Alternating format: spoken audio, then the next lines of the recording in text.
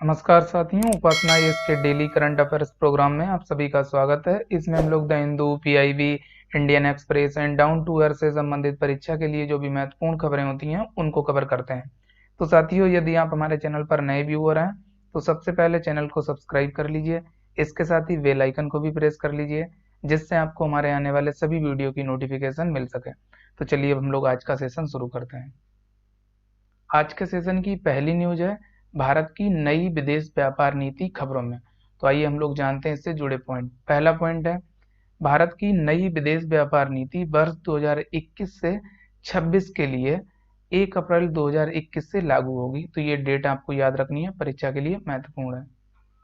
Second point है इससे जुड़ा हुआ, केंद्रीय वाणिज्य और उद्योग मंत्रालय की संसदीय सलाहकार समिति की बैठक के दौरान यह निर्णय लिया गया। इस मंत्रालय ने भारत सरकार की विदेश व्यापार नीति में बदलाव की घोषणा की है। तो ये आपको मंत्रालय भी याद रखना है जिसने ये निर्णय लिया है। थर्ड पॉइंट है इससे जुड़ा हुआ, वर्तमान नीति 1 अप्रैल 2015 से 5 साल के लिए लागू की गई थी, जो कि 31 मार्च 2020 तक के लिए वैध थी।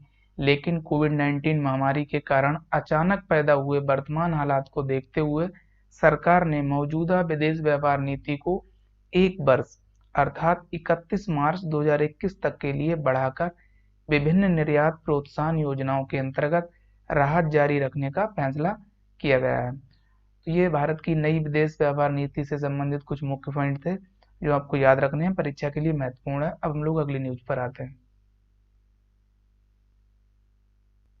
अगली न्यूज ये भी काफी महत्वपूर्ण है, विश्व की सबसे पुरानी गुफा कला खबरों में। तो आइए सबसे पहले हम लोग जानते हैं न्यूज में क्यों है।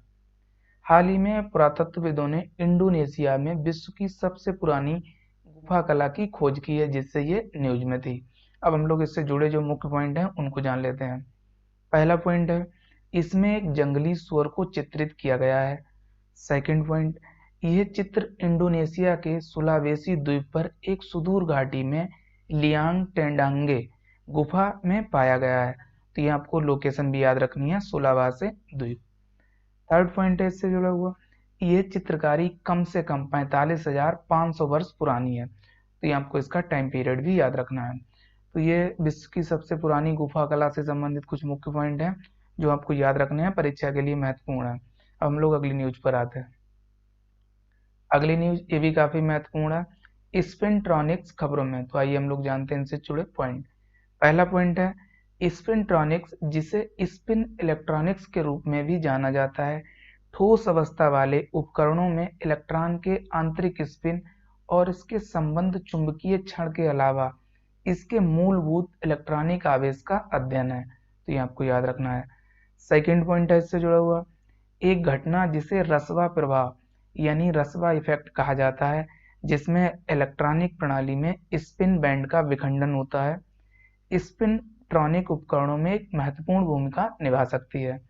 थर्ड पॉइंट है रस्मा प्रभाव या रस्मा ड्रेसलास प्रभाव, द्विआमी संघनित पदार्थ प्राणियों में स्पिन बैंड का आवेग निर्भर विभाजन होता है। तो ये आपको याद रखना है स्पिनट्रॉनिक्स के बारे में, ये परीक्षा के लिए महत्वपूर्ण है। अब हम लोग अगली न्यूज पर आते हैं।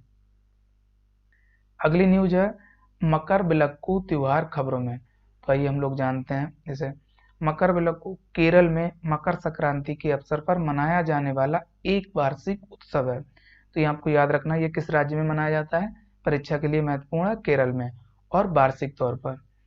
अगला, इसे सबरीमाला मंदिर में आयोजित किया जाता है, ये बात भी आपको याद रखनी है।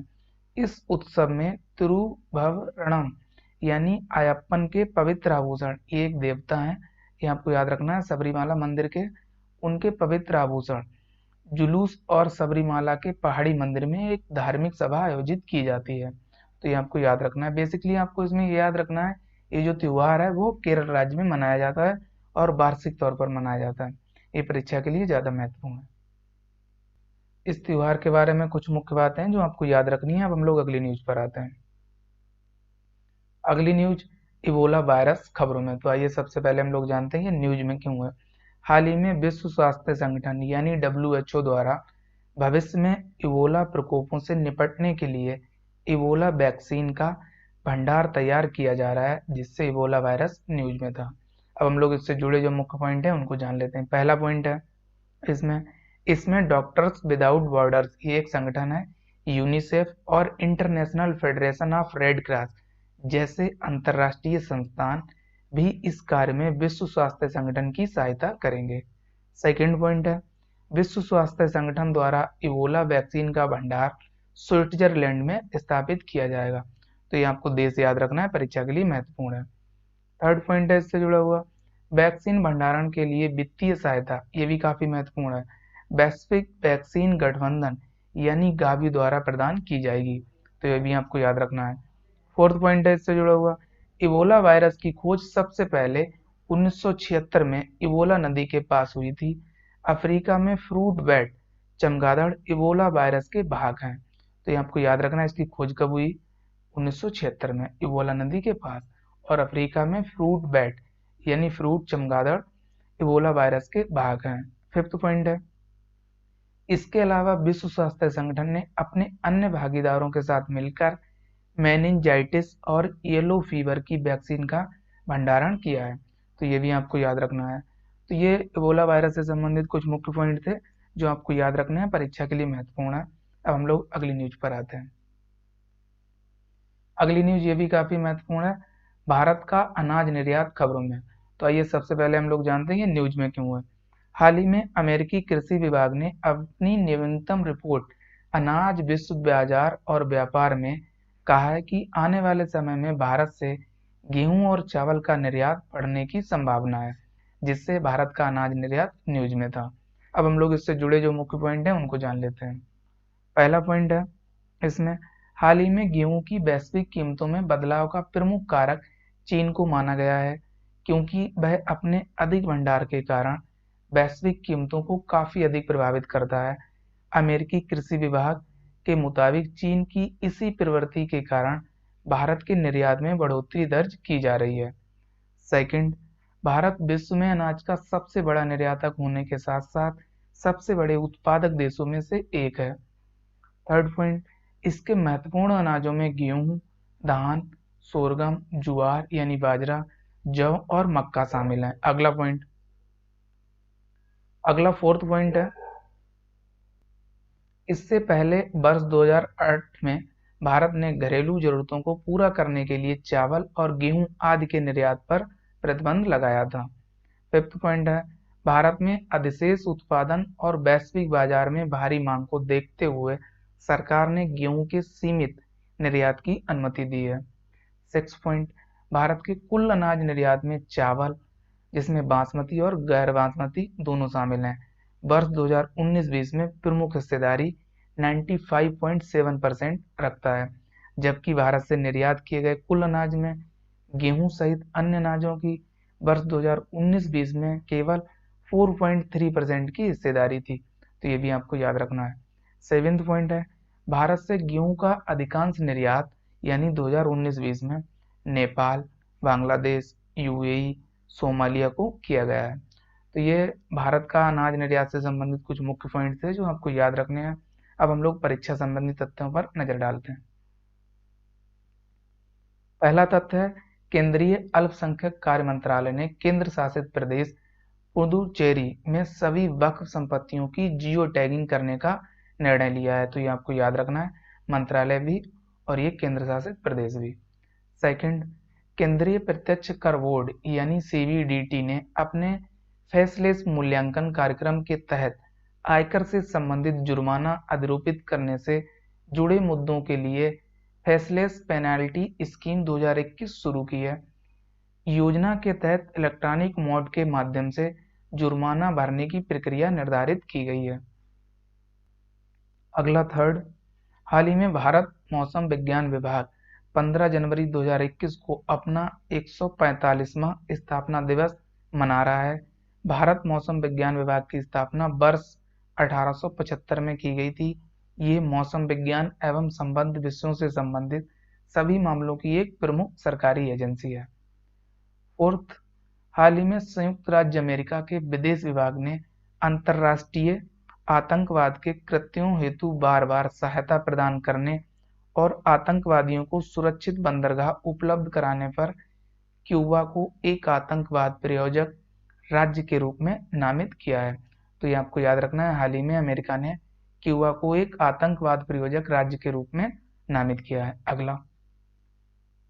अगला है फिफ्थ, भारत बायोटेक ने ब्राजील के लिए कोविड-19 वैक्सीन की आपूर्ति के लिए प्रिसीसा मेडिकामेंटोस, ये ब्राजील की एक कंपनी है, के साथ एक समझौते पर हस्ताक्षर किए हैं। 6 26 जनवरी 2021 को भारत के गणतंत्र दिवस परेड में 122 सदस्यीय बांग्लादेश सशस्त्र बल भाग लेगा। तो ये आपको याद रखना है, परीक्षा के लिए महत्वपूर्ण है। 7वां है, हाल ही में भारत के राज्य उड़ीसा ने मौजूदा शैक्षणिक सत्र के लिए मैट्रिक के छात्रों के लिए परीक्षा शुल्क माफ कर दिया है। 8वां, हाल ही में अरुणाचल प्रदेश ने परशुराम कुंड तीर्थ यात्रा शुरू की है, ये भी महत्वपूर्ण है। 9वां, हाल ही में बेंगलुरु दुनिया का सबसे तेजी से बढ़ता हुआ टेक हब बना है। 10वां जो अंतिम है, हाल ही में फ्लिपकार्ट ने नीति आयोग के साथ मिलकर वुमेन एंटरप्रेन्योरशिप प्लेटफॉर्म लॉन्च करने की घोषणा की है। तो ये परीक्षा संबंधी कुछ तथ्य थे जो महत्वपूर्ण है, आपको याद रखने हैं। अब हम लोग सवालों पर नजर डालते हैं। तो आज के सवालों की शुरुआत हम लोग पिछले अभ्यास प्रश्न से करते हैं। पिछले अभ्यास प्रश्न में आपसे पूछा गया था, हाल ही में चर्चा में रही the population myth, Islam, family planning and politics in India पुस्तक के लेखक हैं। आपको ऑप्शन दिए गए थे, A option Shashi Tharoor, B S Y Quraishi, C Prashant Bhushan, D इनमें से कोई नहीं। तो इसका करेक्ट जवाब है बी ऑप्शन, यानी एस वाई कुरैशी। अब हम लोग आज के सवालों पर नजर डालते हैं।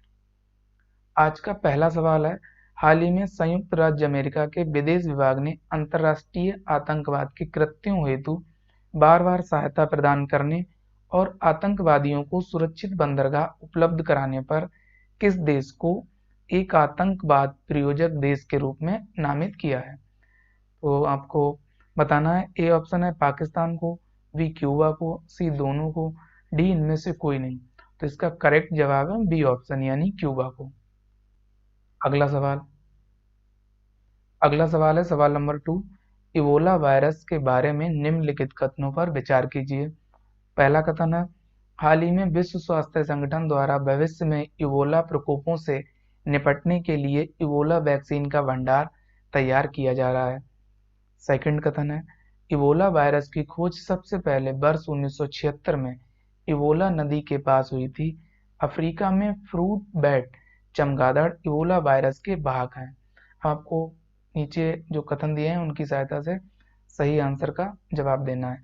पहला है केवल एक, बी केवल दो, सी ऑप्शन एक और दो दोनों, डी ना तो एक और ना तो दो। तो इसका करेक्ट जवाब है सी ऑप्शन, यानी दिए हुए दोनों कथन सत्य हैं। अब हम लोग आज के अभ्यास प्रश्न पर नजर डालते हैं। आज का अभ्यास प्रश्न है, हाल ही में चर्चा में रही फेसलेस पेनाल्टी स्कीम 2021 की शुरुआत किसने की है? आपको ऑप्शन दिए गए आ रहे हैं, केंद्रीय प्रत्यक्ष कर board, B NITI Aayog, C Google और डी इनमें से कोई नहीं। तो इसका जवाब आप सभी को कमेंट सेक्शन में देना है। तो साथियों, आज के सेशन में इतना ही। हम लोग नेक्स्ट सेशन में मिलेंगे कुछ नई खबरों के साथ। तब तक के लिए आप सभी लोग अपना ध्यान रखिए। साथ ही उपासना इसके चैनल को लाइक, शेयर और सब्सक्राइब करना ना भूलिए। Thank you, best of luck.